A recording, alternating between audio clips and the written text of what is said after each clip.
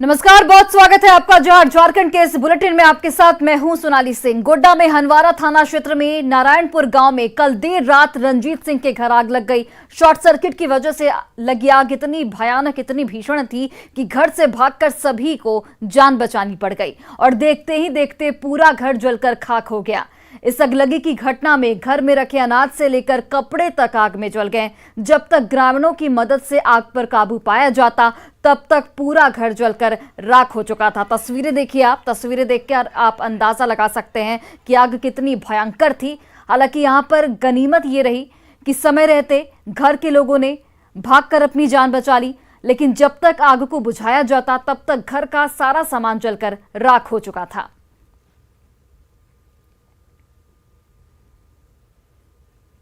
और वहीं देखिए, आग की दूसरी बड़ी खबर भी गोड्डा से है, जहां शॉर्ट सर्किट की वजह से एक कंप्यूटर की दुकान में आग लग गई। नगर थाना क्षेत्र के बिजली ऑफिस के पास की यह घटना। मिली जानकारी के मुताबिक रात करीब 12 बजे ये आग लगी। हालांकि घटना की जानकारी मिलने के बाद फायर ब्रिगेड की टीम मौके पर पहुंची और आग पर काबू पाया गया। तस्वीरें देखिए आप, जहां पर लाखों के नुकसान की आशंका जाहिर की जा रही है। कंप्यूटर की दुकान में आग लग गई और यहां पर भी शॉर्ट सर्किट की वजह से ही आग लगी।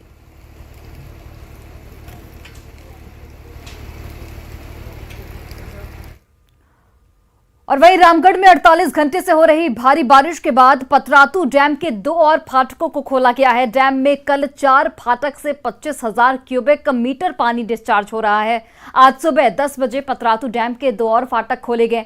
उपायुक्त ने लोगों से दामोदर नदी सहित अन्य जल स्रोतों के आसपास नहीं जाने की अपील की है। वहीं निचले इलाके के लोगों को माइकिंग कर अलर्ट किया गया है। आपको ये भी जानकारी देते चले कि 12 सितंबर को फाटक नंबर 4 और नंबर 6 से 3-3 इंच पानी छोड़ा जा रहा था। वहीं आज फाटक नंबर 3, 4, 6, 7 से 6-6 इंच पानी छोड़ा जा रहा है। मंदिर के चलते नहीं खासन खोला आइएगा।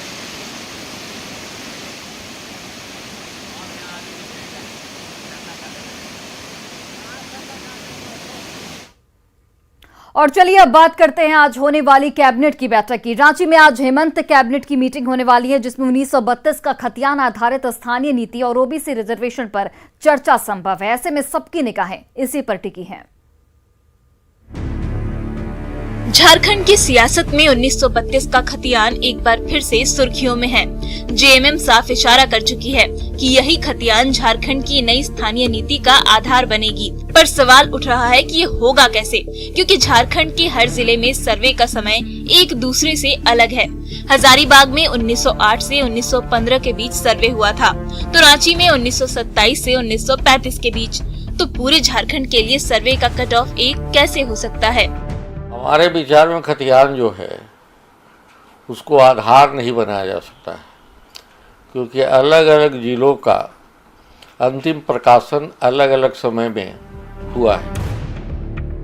खतियान आधारित स्थानीय नीति तो हेमंत सरकार के एजेंडे में है ही। रिजर्वेशन पर भी बड़ा दांव खेलने की तैयारी चल रही है। जानकारों के मुताबिक झारखंड में अनुसूचित जनजाति का रिजर्वेशन 26 से बढ़ाकर 28, ओबीसी का रिजर्वेशन 14 से बढ़ाकर 27 और अनुसूचित जाति का आरक्षण 10 से बढ़ाकर 12% किया जा सकता है। कोर्ट में इस पर सवाल भी उठ सकते हैं, लेकिन ओबीसी रिजर्वेशन पर राजनीति करने वाले संगठन जरूर खुश नजर आ रहे हैं। जिस तरह से अनुसूचित जाति, जनजाति और अग्रणी जातियों का जनसंख्या के बराबर आरक्षण है, उसी तरह से ओबीसी समुदाय को भी उसके जनसंख्या के बराबर आरक्षण होना चाहिए। इन दिनों कई मोर्चों पर चुनौतियों का सामना कर रही हेमंत सरकार के लिए खतियान आधारित स्थानीय नीति और ओबीसी रिजर्वेशन जैसे मुद्दे बड़ी संजीवनी साबित हो सकते हैं। ऐसे में सबकी निगाहें हेमंत कैबिनेट के फैसलों पर टिकी हुई हैं। अविनाश कुमार, न्यूज़ 18, रांची। और आज की कैबिनेट की बैठक में क्या कुछ मुद्दे हैं वो भी आपको बताते हैं। आज हेमंत सोरेन की अहम बैठक में सबसे पहले 1932 के खतियान आधारित स्थानीय नीति पर प्रस्ताव आ सकता है। वहीं ओबीसी के लिए आरक्षण 27% करने का प्रस्ताव भी आने की संभावना है। इसी के साथ देखिए, ओबीसी के लिए आरक्षण 27% करने का प्रस्ताव भी संभावित तौर पर आ सकता है। यह भी कहा जा रहा है जातीय जनगणना के लिए केंद्र को प्रस्ताव भेजा जा सकता है। इसके अलावा आंगनबाड़ी सेविका सहायिका का मानदेय बढ़ाने का भी प्रस्ताव कैबिनेट में आ सकता है। कैबिनेट की बैठक में पंचायत सचिव की नियुक्ति से जुड़ा प्रस्ताव भी आ सकता है। वहीं साहिबगंज से रांची तक लॉजिस्टिक पार्क का प्रस्ताव भी कैबिनेट की बैठक में पेश किया जा सकता है। इसी के साथ कैबिनेट में इलेक्ट्रिक व्हीकल पॉलिसी आने की संभावना है, जिसमें इलेक्ट्रिक गाड़ी खरीद पर प्रोत्साहन के साथ ही चार्जिंग स्टेशन बनाने पर 10 से 15% तक सब्सिडी देने का प्रस्ताव भी संभावित तौर पर आ सकता है। और देखिए, धनबाद के मुथुट फिनक्रॉप लूटकांड में 31 अगस्त का सीसीटीवी फुटेज सामने आ चुका है। इस वीडियो में शुभम सिंह नामक अपराधी दिखाई दे रहा है। वो सोने की चेन गिरवी रखने के बहाने मुथुट फिनक्रॉप गया था। कंपनी उसे 36,000 रुपए दे रही थी, पर वो 50,000 की मांग कर रहा था। इसी दौरान उसने दफ्तर की रेकी की और उसके 6 दिन बाद 6 सितंबर को पूरे गैंग के साथ हमला कर दिया। इस दौरान धनबाद पुलिस की गोली से खुद शुभम ढेर हो गया और 2 अपराधी पकड़े गए।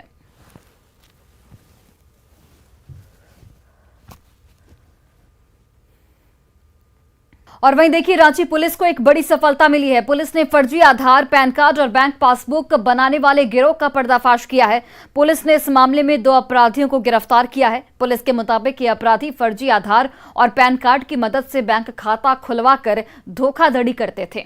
गिरफ्तार आरोपियों के नाम नितिन मौर्य और आदर्श कुमार बताए जा रहे हैं और अब इन दोनों की तलाश पुलिस जोर शोर से कर रही है। दल के द्वारा वहां 2 संदिग्ध व्यक्तियों को पकड़ा गया। उन्होंने अपना नाम नितिन मौर्य और आदर्श कुमार बताया। उनके पास से हमें कई फर्जी बैंक अकाउंट के जो खाता पर्ची, आधार कार्ड और पैन कार्ड बरामद हुआ। पूछताछ में उन्होंने बताया है कि वे फर्जी आधार कार्ड और पैन कार्ड का प्रयोग कर बैंक में खाता खुलवाते हैं और पेट्रोल पंप और लोन दिलाने के नाम पर लोगों से फर्जीवाड़ा करते हैं। और वहीं देखिए, झारखंड में मौसम का मिजाज बदल रहा है। राजधानी रांची समेत राज्य के कई जिलों में रविवार रात से ही रुक रुक कर बारिश हो रही है। लगातार हो रही बारिश के चलते तापमान में भी गिरावट दर्ज की गई है। मौसम विभाग की अगर माने तो रांची समेत आसपास के इलाकों में अगले 3 दिनों तक बारिश होगी और ठंडी हवाएं भी चलेंगी। साथ ही ठनका गिरने की भी आशंका जताते हुए अलर्ट रहने की भी मौसम विभाग की ओर से सलाह दी गई है। मौसम का हाल क्या है, इस पर अधिक जानकारी दे रही हैं हमारी सहयोगी रूपाली त्रिपाठी। झारखंड के मौसम में लगातार बदलाव देखने को मिल रहा है। रविवार से राजधानी रांची में लगातार बारिश हो रही है और इस वक्त भी जो ऊपर का जो आसमान है वो पूरा का पूरा बादल से छाया हुआ है और बारिश अभी भी लगातार जारी है, जिससे जो आम लोगों की जीवन है वो काफी अस्त व्यस्त हो गया है। लोग बारिश से काफी ज्यादा जूझ रहे हैं। लगातार बारिश हो रही है। किस तरीके से अपने मोहल्ले से निकल के आ रहे हैं? पानी भरा हुआ है पूरा पानी भरा हुआ, लगातार बारिश हो ही रही है। यह काम यहाँ ठीक से नहीं चल रहा है। यहाँ लोग बहुत मजबूरी में है। ये ठंड भी आ गया लग रहा है ना? थोड़ा ठंडा भी आ गया है। ऐसे काम धाम भी कुछ नहीं है। बाल कैसे घर में खाना पीना चलेगा, बाल बच्चे पोसाएगा। लगातार हो रही बारिश की वजह से तापमान में भी गिरावट आई है। इसके साथ मौसम विभाग ने लोगों को सुरक्षित स्थान पर शरण लेने की हिदायत दी है। खुले पोल के पास जाने से सख्त मना किया है। आने वाले 15 सितंबर को भी बारिश से लोगों को राहत नहीं मिलने वाली है। 15 सितंबर तक वेदर फोरकास्ट में लगातार बारिश की संभावनाएं हैं। रूपाली त्रिपाठी, न्यूज़ 18 रांची। और वहीं राजधानी रांची में डेंगू का प्रकोप काफी ज्यादा देखने को मिल रहा है। लगातार हो रही बारिश की वजह से डेंगू के मरीज की संख्या बढ़ती जा रही है। वहीं डॉक्टर ने लक्षण के बारे में ब्रीफ करते हुए उसका इलाज भी बताया है। साथ ही प्रिकॉशन लेने की हिदायत भी दी गई है। आंकड़ों के मुताबिक अस्पताल में हर दिन करीब 5 संक्रमित मरीज पहुंच रहे हैं, जिसमें गंभीर रोगियों को इलाज के लिए भर्ती भी किया जा रहा है। साथ ही प्लेटलेट काउंट पर भी नजर बनाए रखने की सलाह दी जा रही है। अधिक जानकारी दे रही हैं हमारी सहयोगी रूपाली त्रिपाठी।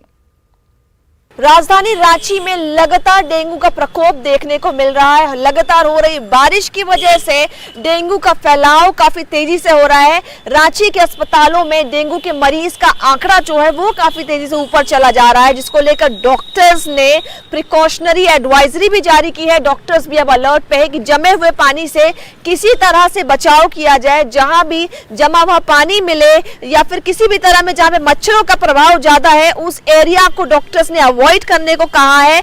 और सबसे बड़ा जो फैलाव का वजह है वो जमा हुआ पानी और गंदगी है। तो डॉक्टर्स ने इसको लेकर साफ बताया कि कहीं भी आपको लगे कि डेंगू सिम्टम्स आ रहा है, तुरंत उसको एड्रेस किया जाए और किसी तरह जहां पर मच्छरों का प्रकोप ज्यादा है, प्रभाव ज्यादा है, उस एरिया को फिलहाल अवॉइड किया जाए। इस वक्त बता दें कि अस्पतालों में जो डेंगू मरीज के आंकड़े हैं वो काफी तेजी से ऊपर चले जा रहे हैं और इसको रोकने के लिए अब जो चिकित्सक है वो भी अलर्ट पे है और उन्होंने भी एक एडवाइजरी जारी किया है। रूपाली त्रिपाठी, न्यूज़ 18, रांची।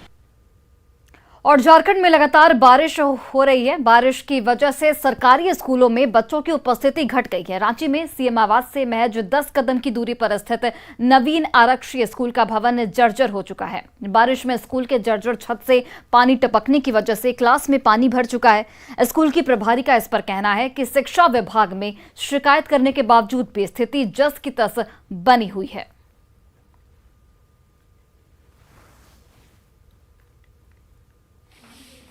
ये बिल्डिंग काफ़ी पुराना हो गया है और इसमें क्या हो रहा है कि वो सीवरेज से पानी जो है वो चू रहा है और बच्चे बैठने में असमर्थ हो रहे हैं कि उस जगह पर कैसे बैठा है। तो बच्चों का तो व्यवस्था फिर मैंने दूसरे जगहों पर किया है और इसकी सूचना मैं अपने विभाग को भी दी हूँ कि हमारा जो बिल्डिंग है वो काफ़ी जर्जर हो गया है।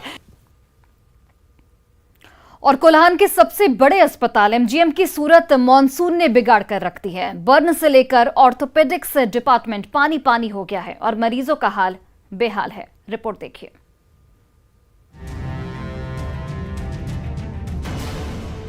पानी से लबालब कमरे और बेड पर कराहते मरीज। ये नजारा है कोल्हान के सबसे बड़े सरकारी अस्पताल एमजीएम के बर्न वार्ड का।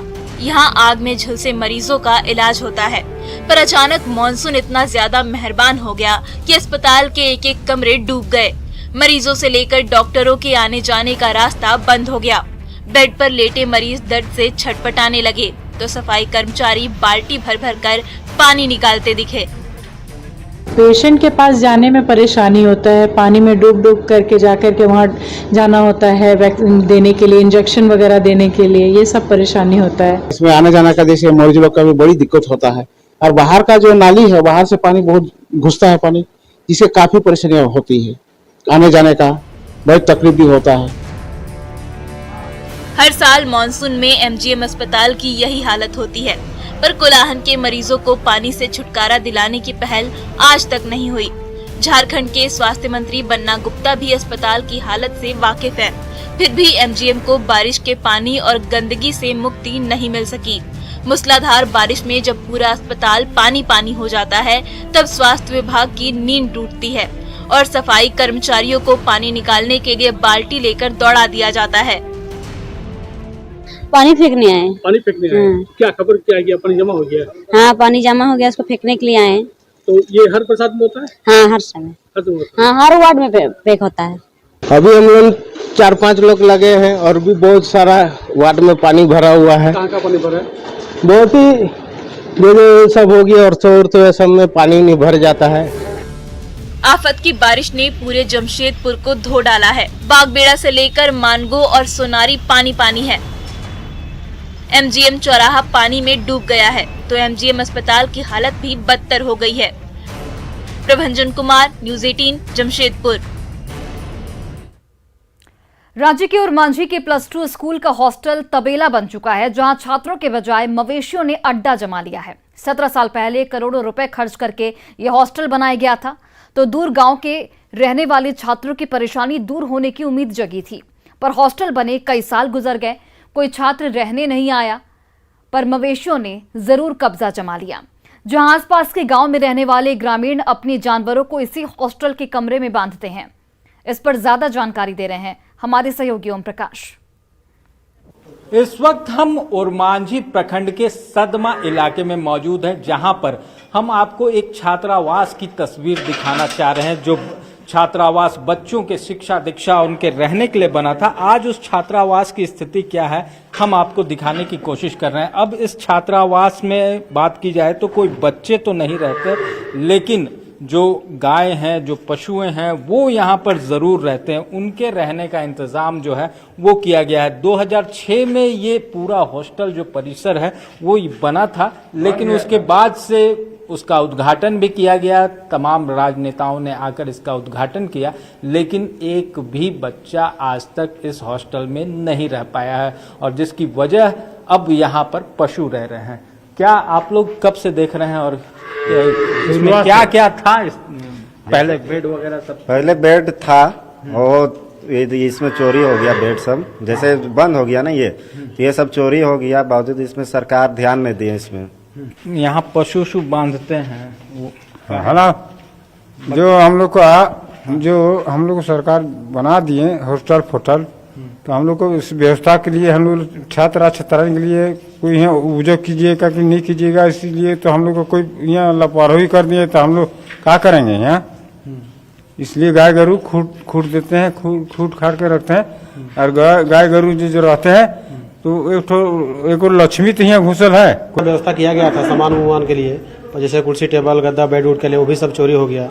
और अभी इसमें छात्र रहने के बजाय इसमें भी बैल बकरू सुअर कबूतर इसमें रह रहे हैं। कहीं कहीं हम लोग के दुर्भाग्य की बात है कि हम लोग का बड़ा इतना एरिया में हॉस्टल बना है, इसका उपयोग सही से नहीं हो रहा है। आप भी यहाँ पर देख रहे हैं, क्या कुछ यहाँ पर जो स्थिति इस हॉस्टल का बात करें तो ये 2004 में मतलब इसका बुनियादी ढांचा शुरू हो गया था, जो उद्घाटन यहाँ मतलब कड़िया मुंडा और रामटल चौधरी सांसद के द्वारा 2006 में हो गया था। लेकिन यहाँ सारा व्यवस्था होने के बावजूद शिक्षा विभाग यहाँ और किसी तरह का व्यवस्था को नहीं कर पाए। वजह जो भी रही हो, लेकिन कहा जाए तो पूरी तरह से सरकार के द्वारा भले ही ये भवन बना दिया गया, लेकिन उसको लेकर जो फ्यूचर प्लानिंग करनी थी वो नहीं हो पाई, जिस वजह से आज ये भवन जो है वो कबाड़ में तब्दील होता जा रहा है। कैमरामैन संजीव तिवारी के साथ ओम प्रकाश, न्यूज 18 रांची। वही देखिए, न्यूज 18 की खबर पर रांची के डीडीसी ने बताया कि कई भवन हैंडओवर नहीं हो पाते, जिसकी वजह से इसका संचालन नहीं हो पाता है। ऐसे भवन, उन्होंने इस भवन को लेकर इतना जरूर कहा कि जिला प्रशासन के तहत जो भी उचित कदम होगा उसे उठाने का प्रयास किया जाएगा। मुख्यतः कई बार ऐसा होता है कि या तो जो बिल्डिंग बनाई गई है उसका स्टैंडर्ड उस लेवल का नहीं है और इसलिए हैंडओवर लेने में उसको परेशानी हो रही है, तो उसमें प्राय ऐसा ही किया जाता है कि जिस एजेंसी के माध्यम से उसको बनाया गया है तो स्टैंडर्ड्स के अनुकूल उस बिल्डिंग को बनाने के बाद में फिर उसको हैंडओवर करवा दिया जाता है। और अगर ऐसा कोई विशेष अगर कोई ऐसी जानकारी आ रही है तो उसके बारे में आप हमको सूचना दे सकते हैं, हम लोग उसकी जांच करवाते हुए उसमें आगे की प्रक्रिया को पूर्ण कर लेंगे। और वहीं जेएमएम विधायक सीता सोरेन ने धनबाद में जारी कोयले के अवैध खनन और परिवहन को लेकर एसएसपी पर ट्वीट के जरिए निशाना साधा है और सरकार से कार्रवाई की मांग की है। ट्वीट में सीता सोरेन ने क्या कुछ लिखा है, ये आप भी जानिए। तो सीता सोरेन का ये ट्वीट आपके टीवी स्क्रीन पर, जहां पर उन्होंने लिखा कि धनबाद एसएसपी की मौन सहमति तथा प्रत्यक्ष रूप से उनकी कार्रवाई के कोयले का अवैध खनन और परिवहन धड़ल्ले से जारी है और इस पर उचित कार्रवाई करने की मांग की गई है। गिरिडीह की बेलाटाड़ में सीआरपीएफ कैंप का निर्माण युद्ध स्तर पर शुरू हो चुका है। बेलाटाड़ का इलाका कभी नक्सलियों का गढ़ रहे मधुबन थाना क्षेत्र के मोहनपुर और निमिया घाट थाना क्षेत्र में है। हालांकि पहले की तरह ग्रामीणों ने निर्माण कार्य रुकवाने की यहां पर कोशिश की, लेकिन पुलिस और सीआरपीएफ जवान पूरी तरह से यहां पर अलर्ट मोड पर थे। बावजूद कुछ लोग पारंपरिक हथियार से लैस होकर कैंप निर्माण का विरोध करने उतरे, लेकिन जब पुलिस ने लाठीचार्ज किया तो सारे प्रदर्शनकारी बैकफुट पर आ गए और फिर काम जोर शोर से शुरू हो गया। हालांकि प्रशासन की ओर से तत्काल धारा 144 लागू कर दी गई है। और फिलहाल इस बुलेटिन में बस इतना ही। आप देखते रहिए न्यूज 18 बिहार झारखंड।